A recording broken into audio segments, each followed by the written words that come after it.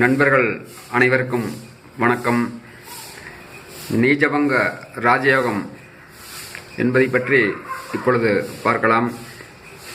ஒரு கிரகம் நீசமானால் அது எந்தெந்த வகைகளில் நீச்ச பங்கத்தை அடைகிறது என்பதை பல நூல்களில் படித்ததில்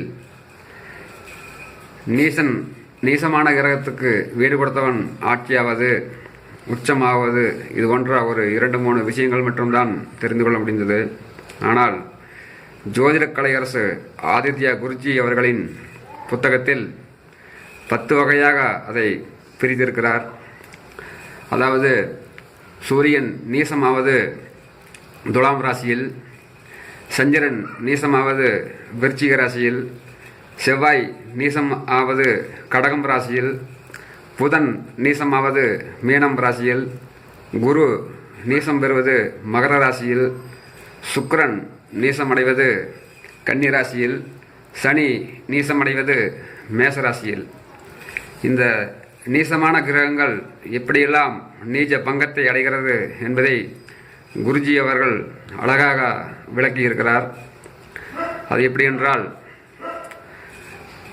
நீசனுக்கு வீடு கொடுத்தவன் ஆட்சி உச்சம் பெறுவது 1. 2. நீச்ச கிரகம் பரிவர்த்தனை அடைவது 3. நீசன் வர்க்கோத்தமம் பெறுவது 4. நீச கிரகத்துடன் ஒரு உச்சன் இணைவது 5. நீசன் லக்னம் அல்லது சந்திரகேந்திரத்தில் இருப்பது 6. நீசனுக்கு வீடு கொடுத்தவன் சந்திரகேந்திரத்தில் இருப்பது 7. நீசனின் ராசி அதிபதி பரிவர்த்தனை அடைவது 8. நீசனை இன்னொரு நீசன் பார்ப்பது 9. நீசன் வக்ரம் அடைவது 10. நீசன் அம்சத்தில் சுபவர்க்கம் பெறுவது. இது போன்ற 10 வகைகளில் நீசமான கிரகத்தை,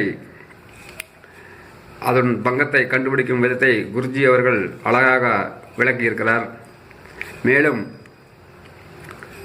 இதை பற்றி நீங்கள் முழுமையாக தெரிந்து கொள்ள வேண்டுமென்றால் ஜோதிட கலையரசு ஐயா ஆதித்யா குருஜி அவர்களின் பிளாக் ஸ்பாட்டில் இணையதளத்திற்குள் சென்று நீசபங்க ராஜயோகம் சில உண்மைகள் என்று டைப் செய்தால் அவருடைய எழுத்துக்கள் வரும். மேலும் பல விவரங்களை நீங்கள் அதில் தெரிந்து கொள்ளலாம். நன்றி, வணக்கம்.